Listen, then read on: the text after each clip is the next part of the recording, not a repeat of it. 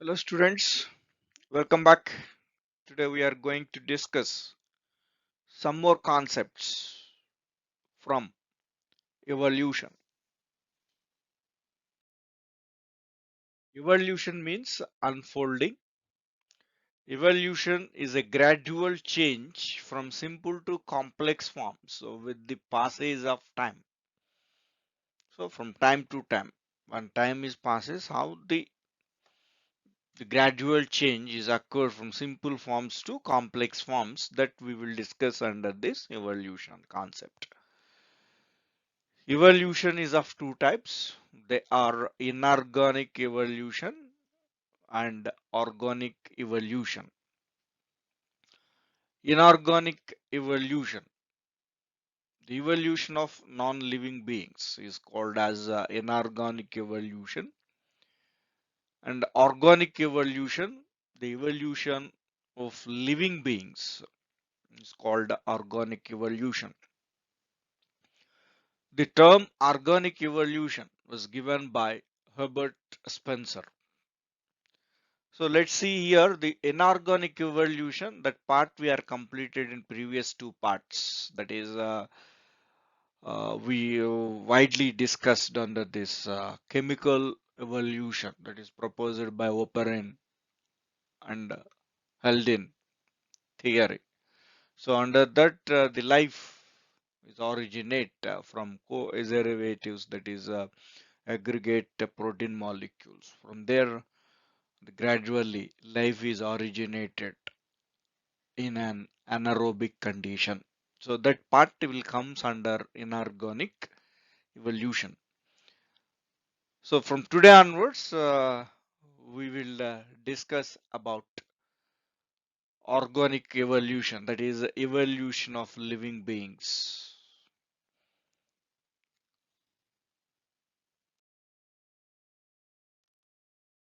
Organic evolution.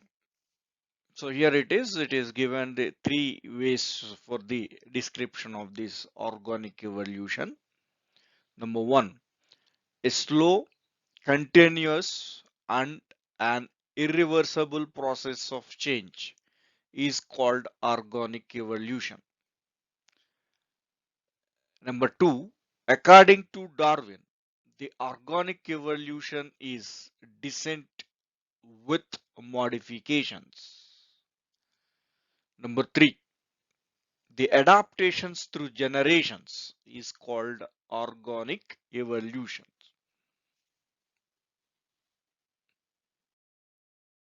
Various types of these evolutions. One, progressive evolution. Formation of more complex, elaborate, and specialized structures from simple ones is called a progressive evolution. Retrogressive evolution. Development of a simpler and less elaborate forms from complex ones called retrogressive evolution. Microevolution, development of minute changes due to gene mutations and recombinations. So here mutation means a sudden change in the genetic material.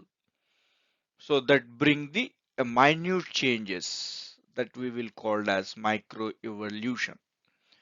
Macroevolution, development of large changes like formation of new species and genera due to mutation causing large scale changes in chromosomes. Chromosomes consists the genetic material. So the mutation in that genetic material leads to large change. Then it is called as macroevolution. In the same genetic material, it is minute changes are occurred. then it is called as micro evolution. Mega evolution, large change giving rise to new families, orders, and classes. So you are already well aware of this hierarchy in taxonomy. So that is kingdom, phylum, class, order, family, genus, species.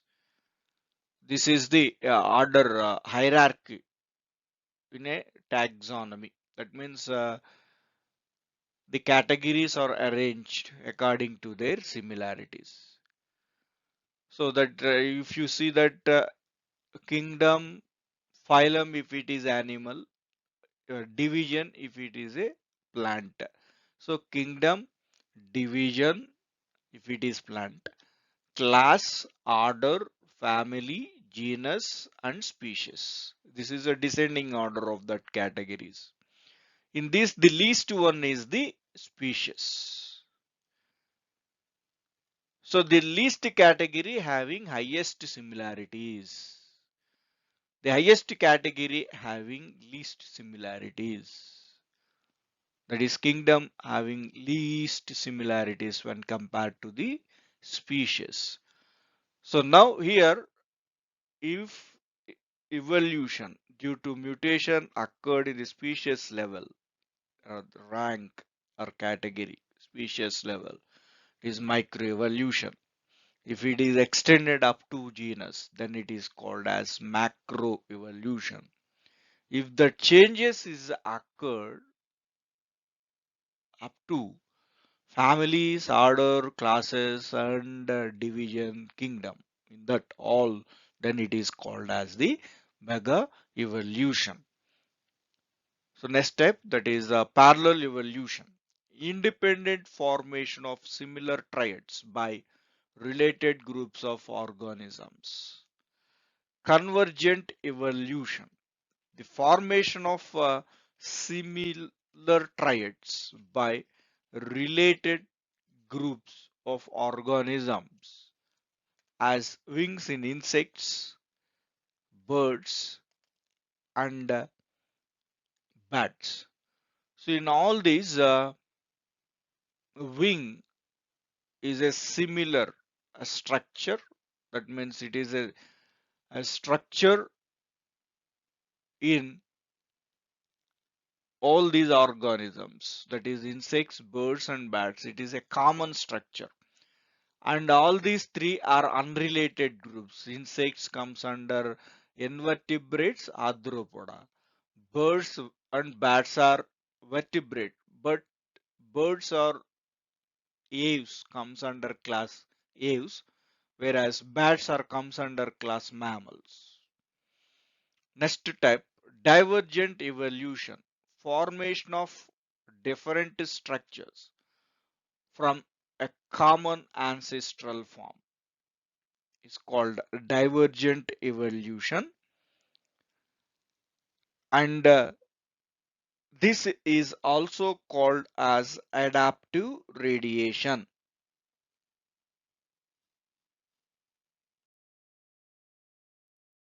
Coevolution, evolutionary changes in one or more species in response to changes in other species of the same community is called as co-evolution. 10th one, quantum evolution, rapid evolution over a short period of time is called as quantum evolution. Let's come to the next concept, laws or rules or trends of evolution. So here we are giving two laws. One is Dollo's law. The evolution is an irreversible process. That law is given by Dollo. So evolution is not reversible. It is a continuous. progressive changes along with the time. And second law, Jordan's law. It is related to the reproductive isolation, which is the most important factor for speciation.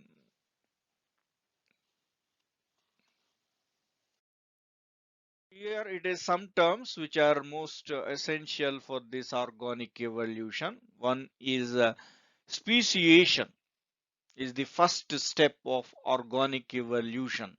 So speciation is nothing but the formation of a species, new species is the first step of organic evolution. Variation is the raw material for organic evolution. Variation is nothing but change.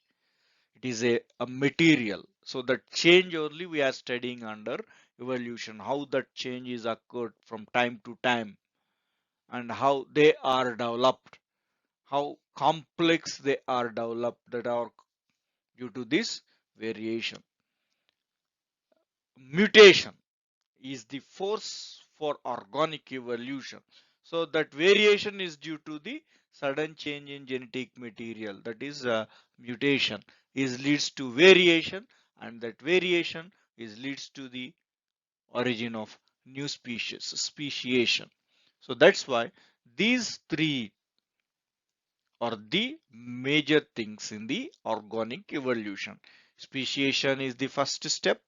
Variation is the raw material for organic evolution, and mutation is the force for this organic evolution, nothing but evolution of living beings. We entered into the evidences of organic evolution.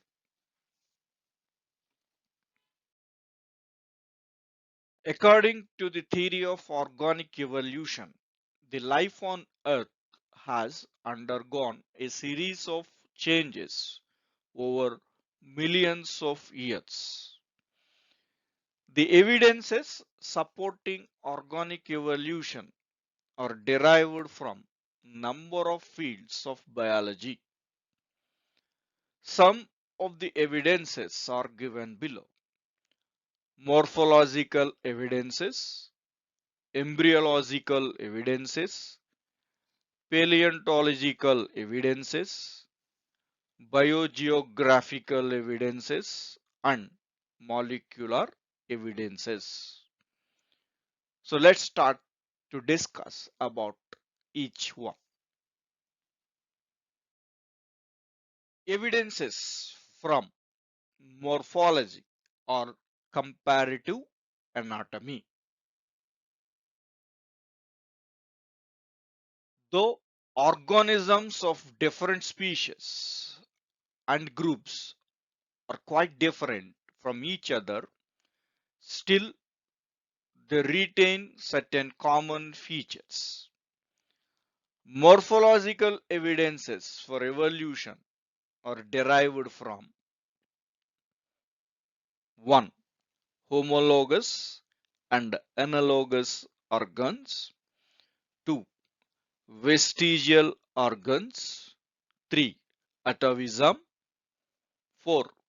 Connecting links. The comparative study of various organs in different groups of vertebrates exhibit common features which shows that they evolved from a common ancestor. Example, heart of the vertebrates. So the phylum vertebrate is divided into 5 classes. We know very well, that is fishes, amphibians, reptiles, aves, and mammals. In all these classes, the major organ in circulation is heart. So in fishes, heart is two-chambered, and amphibians three-chambered, reptiles three-chambered, but in crocodiles partially divided into fourth chamber is also present. Aves, that means birds and mammals, including humans, having four-chambered heart, completely divided four chambers are present. So the presence of this heart, it shows that we have all these vertebrates have a common ancestor they are originate from. Homologous organs and analogous organs. Homologous organs defined as the organs which are similar in structure and origin but may perform different functions called homologous organs. So similar in structure, differ in functions. Example, four limbs of vertebrates. Human, cat or cheetah, whale and bat share similarities in the patterns of bones of four limbs. Though these animals perform different functions in these animals, they have a similar anatomical structure. All of them have humerus, radius, ulna, carpels, metacarpals, and phalanges in their forelimbs. So these structures are similar anatomical structures of all these parts: humerus, radius, ulna, carpels, metacarpals, phalanges. These structures are anatomically similar in all these animals: human, cat or maybe cheetah, whale and bat. But their functions are different.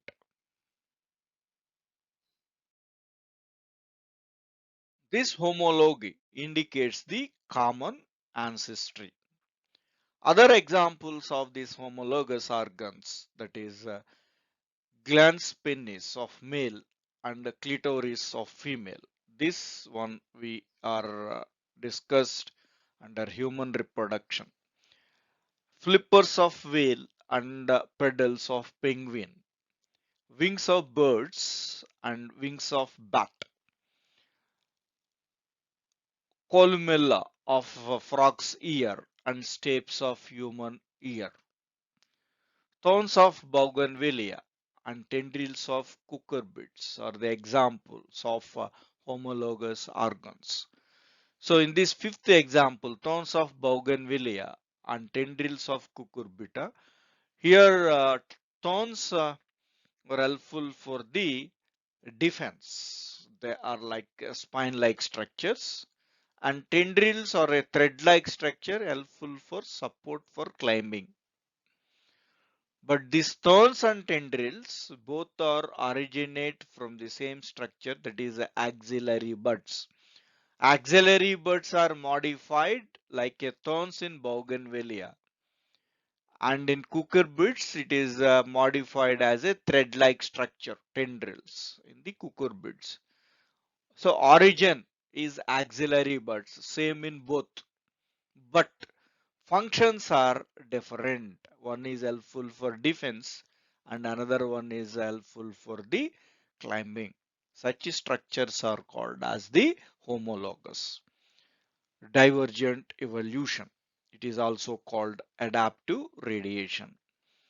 So the same structure develop along different directions due to adaptations to different needs is called divergent evolution. Take the example of the stones of bougainvillea and tendrils of cucurbits. Same structures, that means axillary buds. Different directions due to adaptations to different needs. They developed in different way. In Bougainvillea, it developed as a thorn spine, whereas in cucurbit, it developed as a tendril. But both are originate from the axillary bud.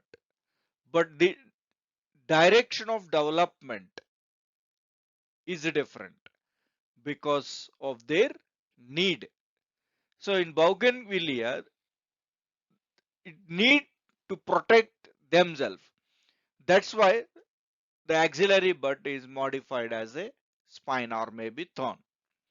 Whereas in cucurbits, it required support.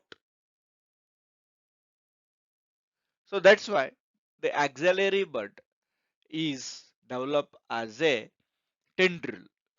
So same structure developed in different direction, different way, depending on its needs. That we will call as the divergent evolution. So here it is what we are explained that all it is represent the diagram here. So in first diagram, that is Bougainvillea and cucurbit in this. So here the spine-like structure, the thorn, which is developed from the axillary bud, and similarly the tendrils are developed from the axillary buds. They are helpful for climbing in this cucurbit, and thorns it is helpful for defense protection. But both are originate from the same structure, axillary bud. And similarly, man, cheetah, whale, and bat. So the four limbs of these are animals. Anatomically, the structures are same. They have the same parts: radius, ulna, carpal, metacarpals, phalanges, and all are present. But the functions of these are different in these different animals. Analogous organs, defined as the structures which are functionally similar but structurally different, are called analogous organs. So it is opposite to homologous. In homologous, structurally similar but functionally dissimilar. Whereas analogous, functionally similar but function structures are different. So example, the wing of an insect and wing of a bird is the example for analogous. In this wing having common function, it is a similar function in insect or maybe in bird. The function of wing is flying, but structurally they are different. The function of wing is same for flying, but the insect wing has no structural resemblance with that of the bird. And these analogous organs show convergent evolution, whereas homologous organs show divergent evolution.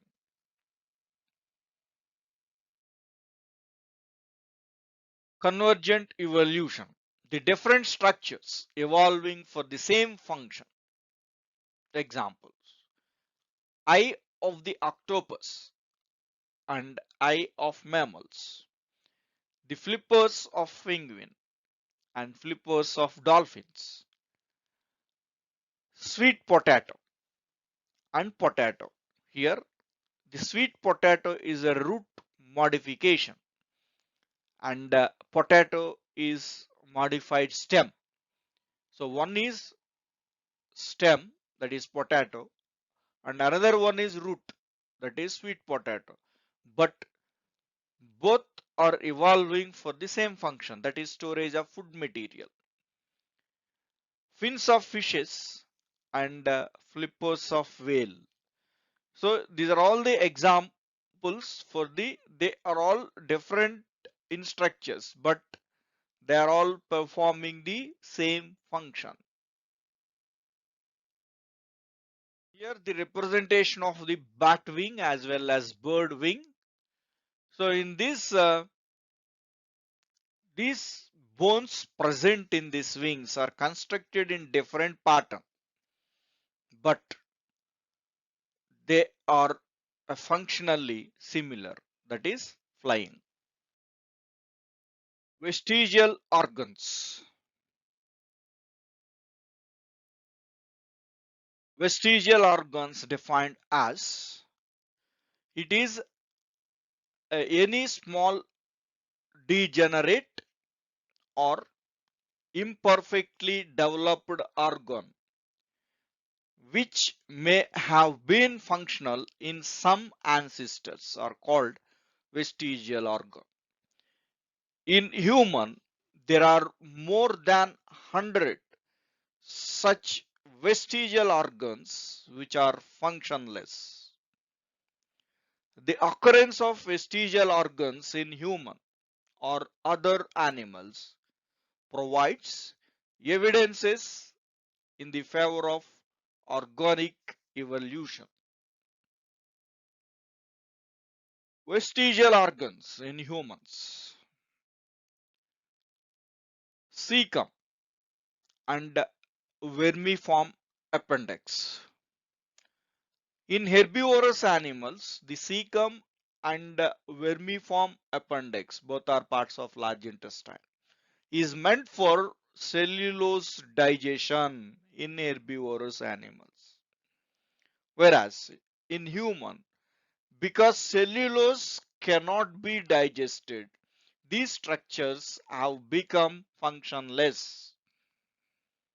Next, wisdom teeth, third molars. There are four in number. Wisdom teeth are four in number and are not used for chewing or crushing the food. These structures have become functionless. We are all aware of that. We are getting some more teeth after 24 years. Some are say that Gnanadanta, that is actually say that wisdom teeth.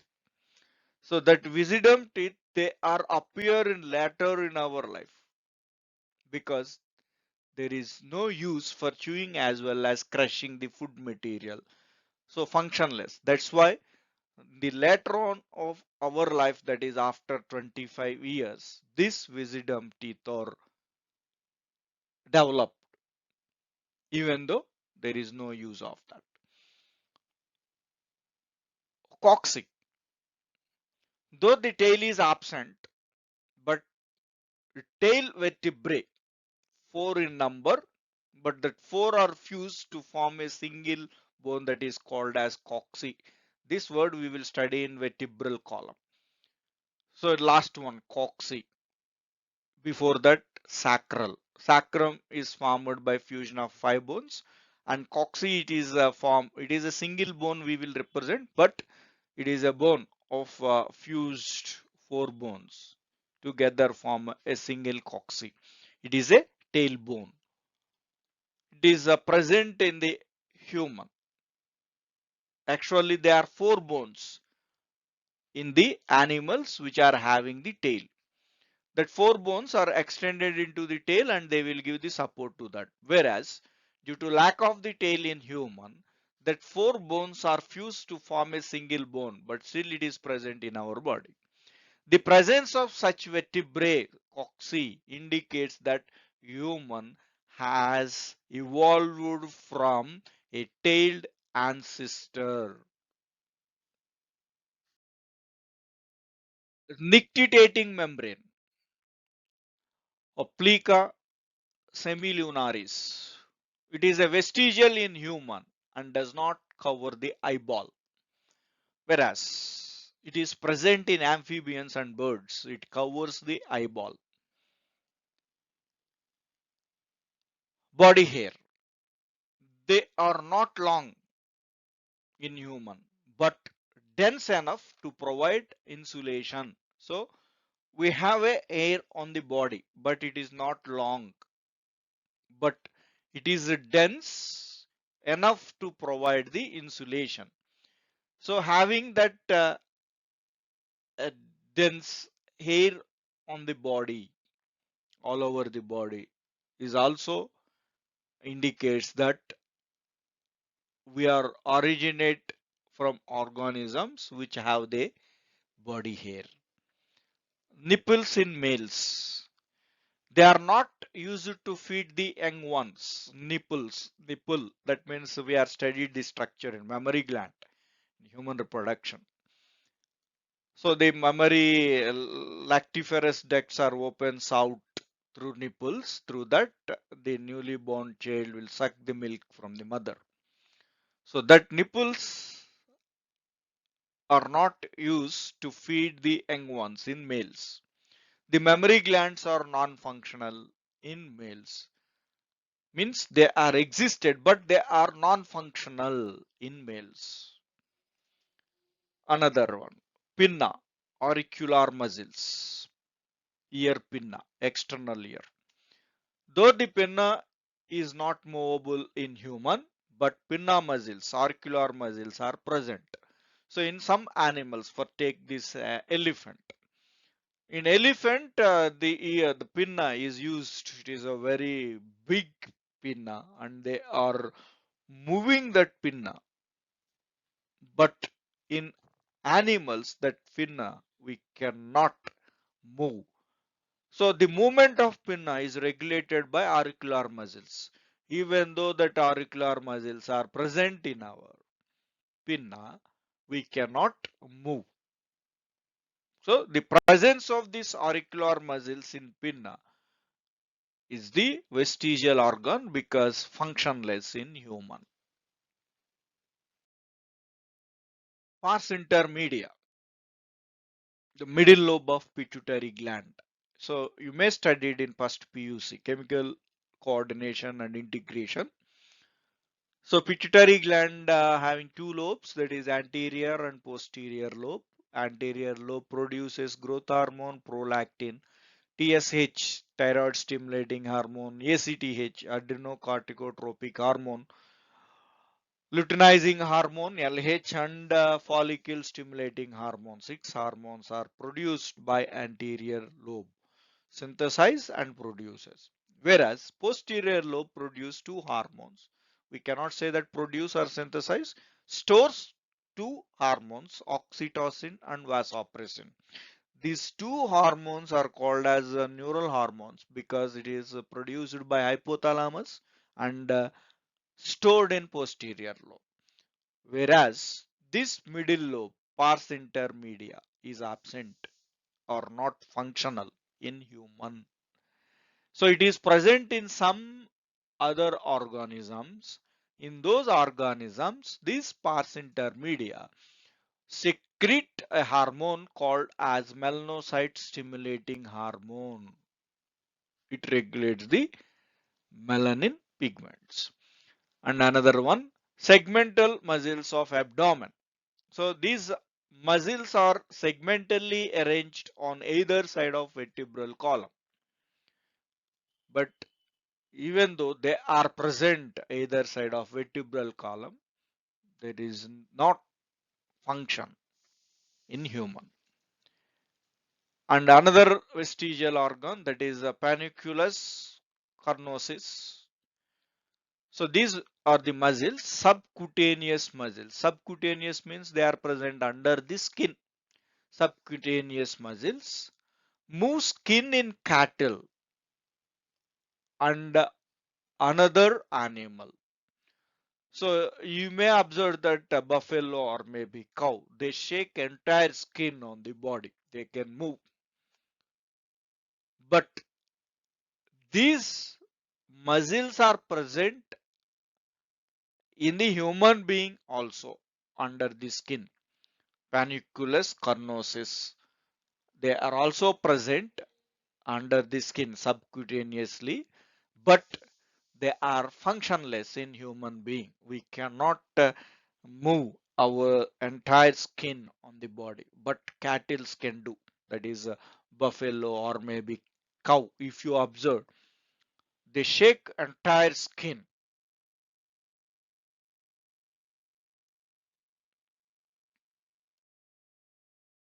The vestigial structures are also present in other animals, indicating the occurrence of organic evolution. So till now we discussed the vestigial organs in human, but this vestigial structure also present in other animals that indicates that occurrence of organic evolution. For example, hind limbs and pelvic girdle in python. It is comes under reptile snake. But hind limbs and pelvic girdle is present in the vestigial organs in that python. Split bones, remnants of second and fourth toes in horse. White spot in frog's head, that is a vestigial of third eye, second and fifth toe in cattle. These are vestigial organs. The presence of the structures, that is the indication of occurrence of organic evolution. So wings in flightless birds is also evidence for the organic evolution. That is ostrich concedes wings, but they are functionless. Ray, emu, cassowary, kiwi. In these all birds, wings are present, but they are functionless. The another interesting concept, that is atavism.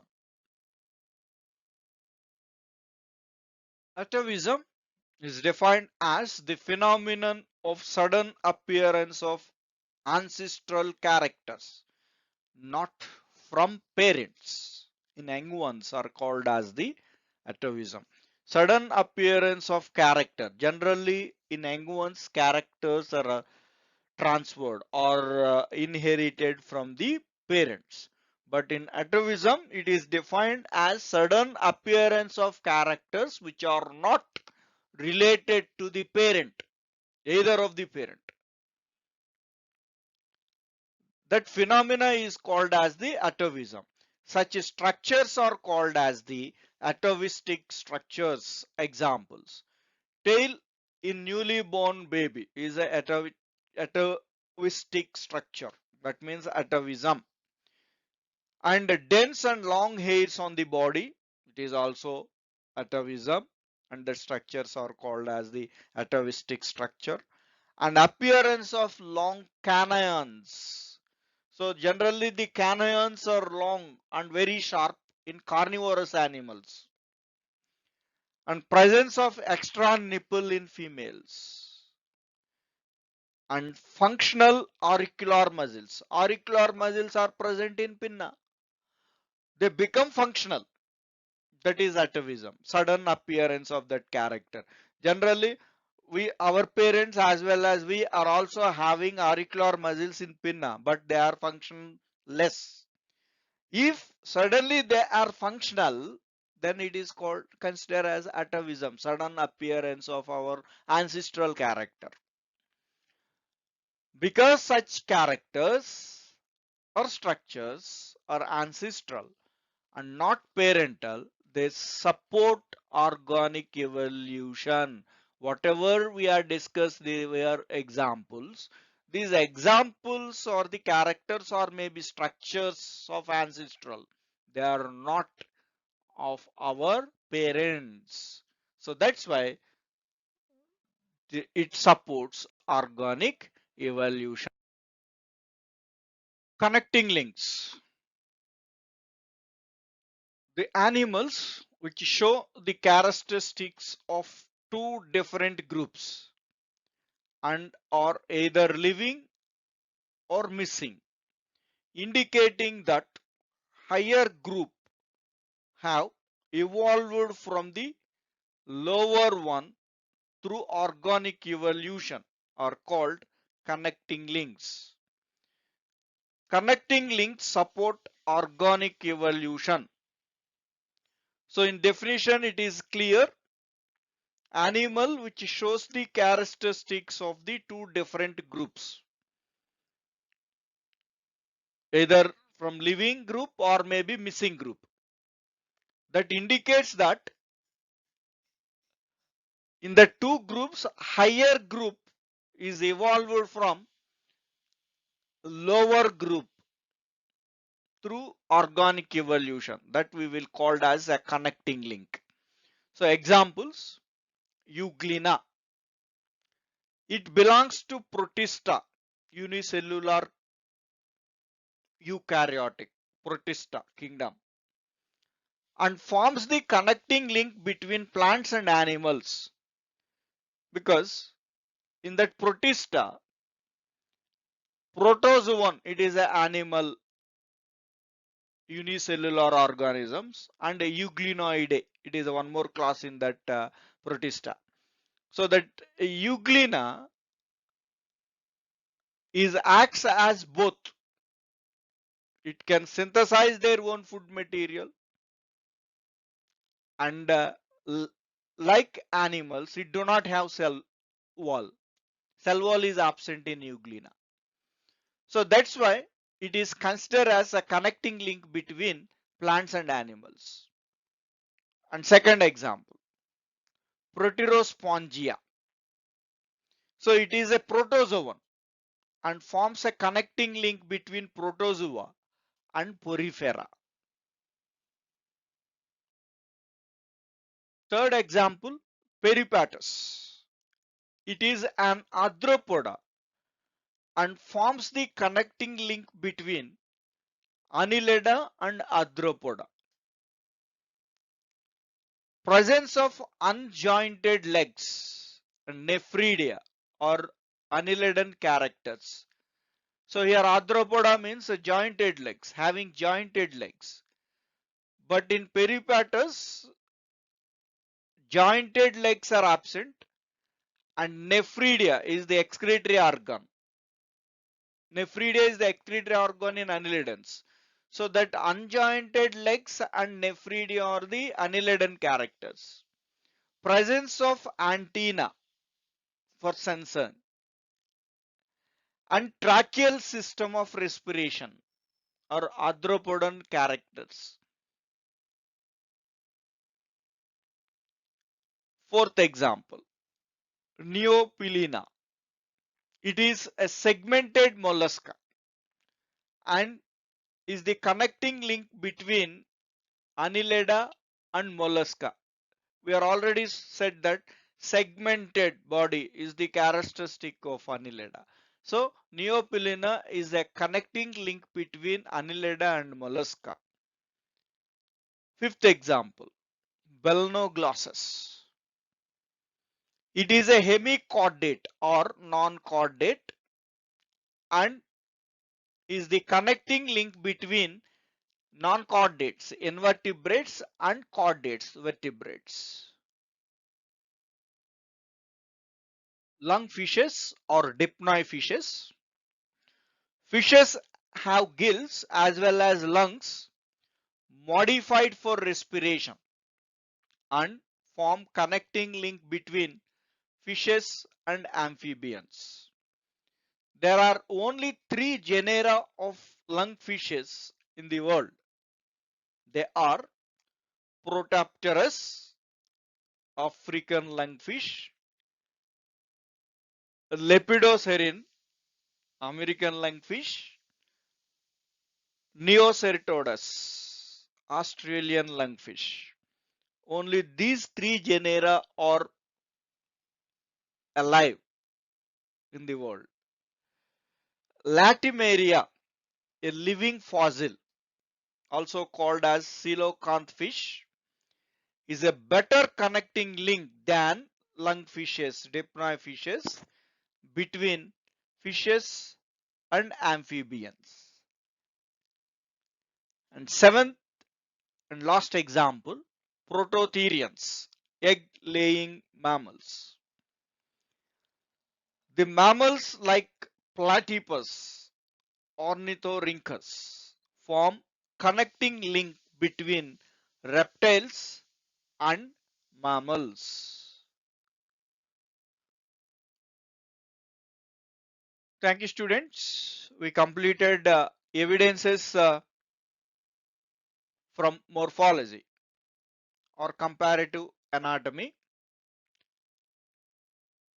and we will discuss other evidences of organic evolution